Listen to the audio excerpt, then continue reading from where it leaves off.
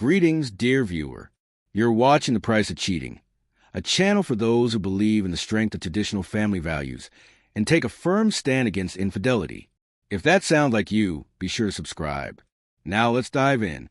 It was a quiet Sunday morning, right at 9 o'clock, when I found myself reflecting deeply on my marriage to Mia. We had shared our lives for 35 years in a modest but comfortable house just outside of town. The place wasn't large. A bedroom, a living room, and a garage that opened onto a wide terrace. We had space for 2 cars and my beloved motorcycle, which I often rode to clear my mind. That morning, Mia told me she had plans for a Friday night. She mentioned it casually, saying she was going out on a date. That hit hard. Friday nights were always our time together, our routine, our small tradition. She explained the man was a co-worker from another branch of her company. He was having a birthday, and she was going to celebrate with him. She talked about how their friendship had evolved from occasional visits to coffee breaks and eventually shared lunches. Then, during one of those afternoons, he dropped by her office to say goodbye and kissed her unexpectedly.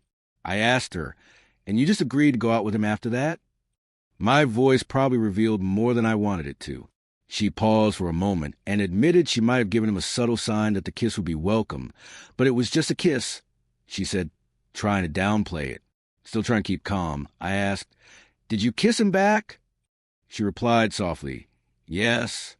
The next few nights were a blur of tense conversations. Every time we spoke about the dinner, she remained composed, but her calmness only made me feel worse. Then she admitted that there wasn't going to be any party at all, just dinner, just the 2 of them. I felt my frustration rise. I asked bluntly, "Are you planning to sleep with him?"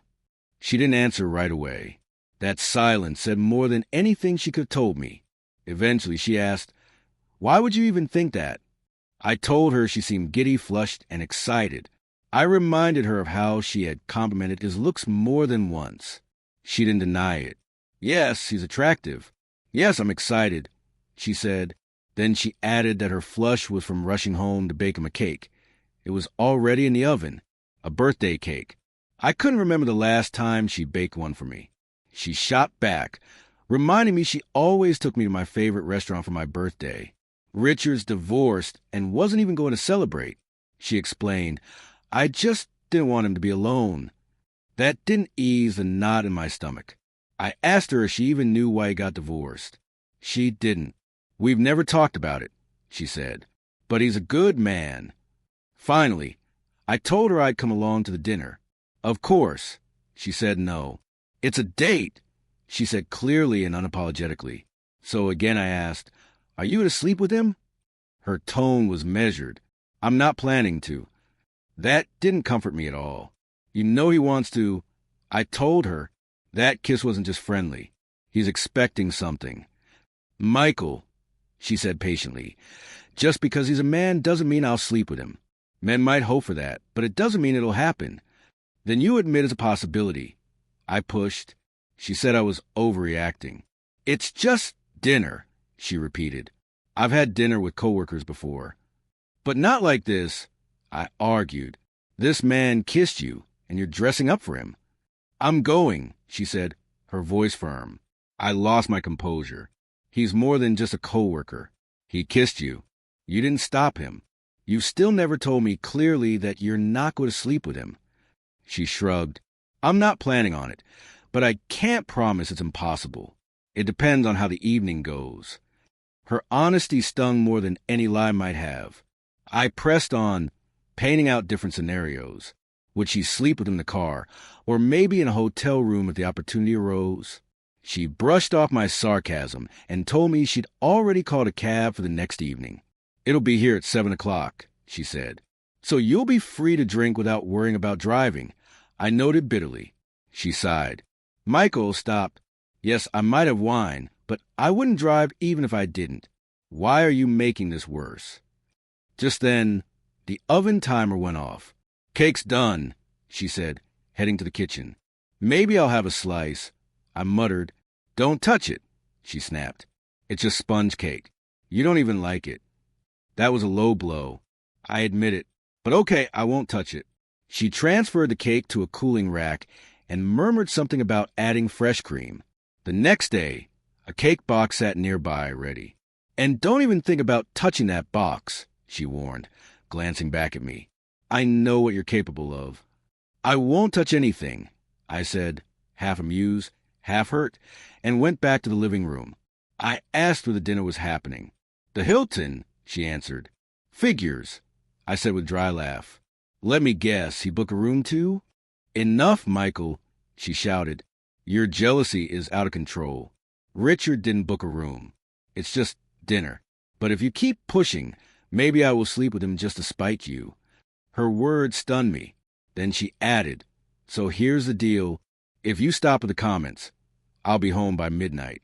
No drama. Then Saturday at 9 a.m., we talk. You'll have time to think. Whatever you decide, I'll accept it. If you want me to stop seeing him, I will."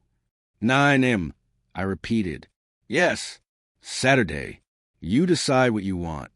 "Fine," I said. "I'll eat early tomorrow and stay out of your way.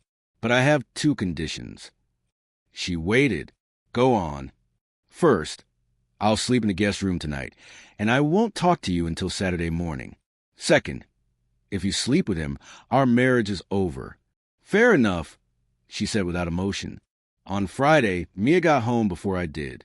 She was in the kitchen, putting the final touches on the cake. The words "Happy Birthday, Richard" were written in rich chocolate script. What stood out most were the little pink hearts decorating the sides. She greeted me briefly, but I said nothing and just stood in the doorway. While she stayed busy, I went in the guest room to change. Quietly, I slipped into our bedroom. In the bathroom, I noticed something was missing, an expensive bath oil I had recently gifted her. Gone.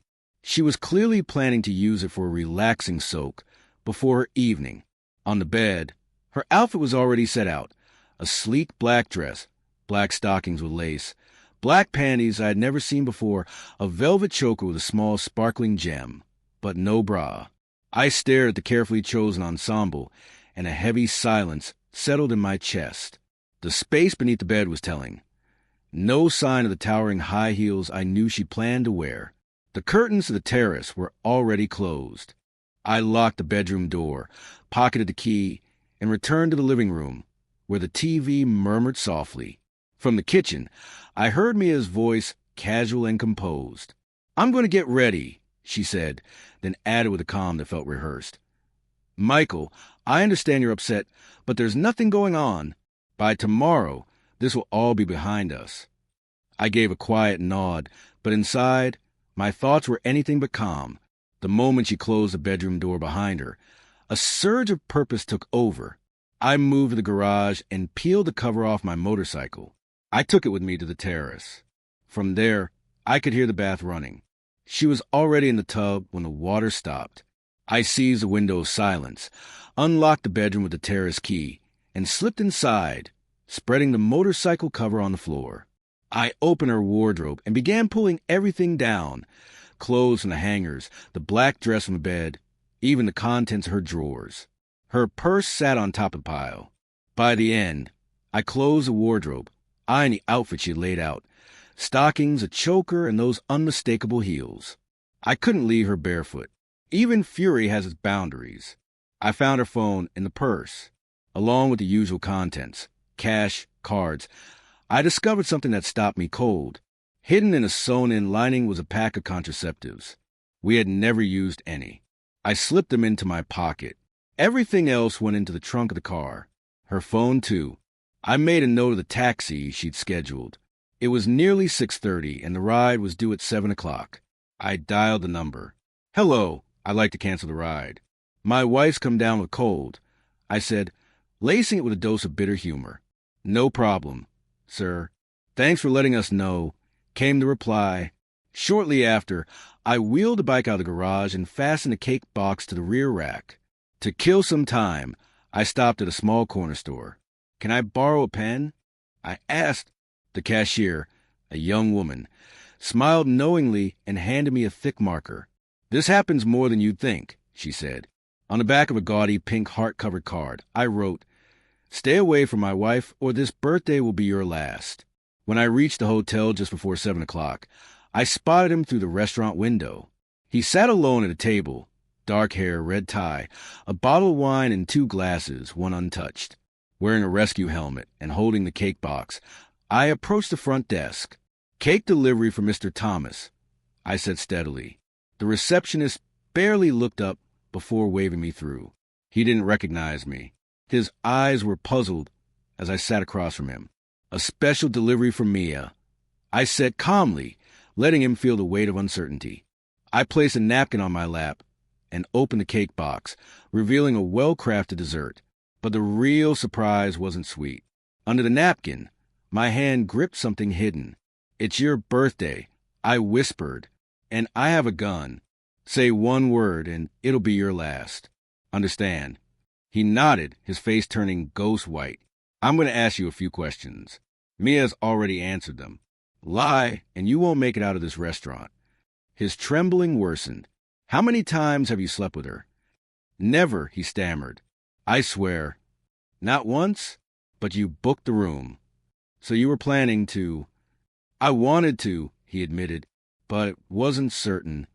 "The big question," I said, leaning in even closer. "Did Mia know you reserved that room?" His throat worked as he swallowed hard. "Yes," he muttered. I looked around. No one had noticed. You know how a man feels when he's betrayed?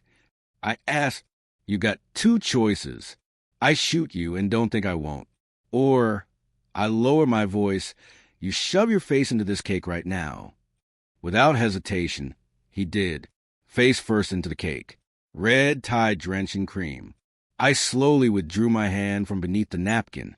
There had been no gun, only a plastic bag filled with cream. I squeezed it, and more spilled onto his lap. "Well, Richard," I said cheerfully, "you got your cream pie right where you wanted it." I dropped the napkin beside the card, stood, and casually drank his wine before pouring the rest over his head. A few diners looked over, but no one said a thing. Back home, Mia was on the couch, wrapped in a robe, her hair damp from the bath. "What did you do, Michael?" she shouted. I simply held a finger to my lips. "Saturday, 9 o'clock. Then I went to bed. At 7 a.m. the next morning, I woke her by tossing a pile of her clothes onto the bed. "You locked the door," she said, stunned. I waved the second key, the one I'd used to sneak in through the terrace. Without speaking, I got on the bike and rode to the next town for breakfast. I returned at exactly 9. We sat at the table, the silence stretched tight. I set a large, sharp cake knife down between us. She wore a plain tracksuit. "You look better in a dress," I said. "Maybe some stockings, a choker." She ignored the remark. "What else did you do last night besides stealing my clothes?" "I stopped by the hotel," I said casually. "Told Richard you wouldn't be coming. Gave him the cake you made. He loved it. Couldn't get enough." I slid her bag and phone across the table. "Oh," and I deleted his number. "You won't get it back until Wednesday." "I might get it back," she said quietly. "Let's not forget last week," I continued. "You insisted it was just dinner. Swore there was no hotel reservation. And now Richard booked a room. And for what I found, there's no way you didn't know." Then I dropped the hammer. "Tonight, I sleep in our room. You get the guest room. Divorce papers will be ready this week. And by the weekend, I want you gone." Her mouth fell open, just like Richard's had. "I'm selling the house. You'll get nothing. No alimony, you'll manage." I paused, then muttered bitterly, "That's it." "Michael, please," she started. "No." I cut in. "You thought I'd sit here while you run off with another man? We never—" "It doesn't matter," I said. "Stockings, a thong, no bra. You said dinner would be an hour. The taxi was booked for 10. What were you doing for 3 hours? I pulled the 3 contraceptives from my pocket and pinned them to the table with the cake knife. "You can keep this table," I said. "You're a liar, a cheat. I regret spending 35 years on you." And that's where it ends.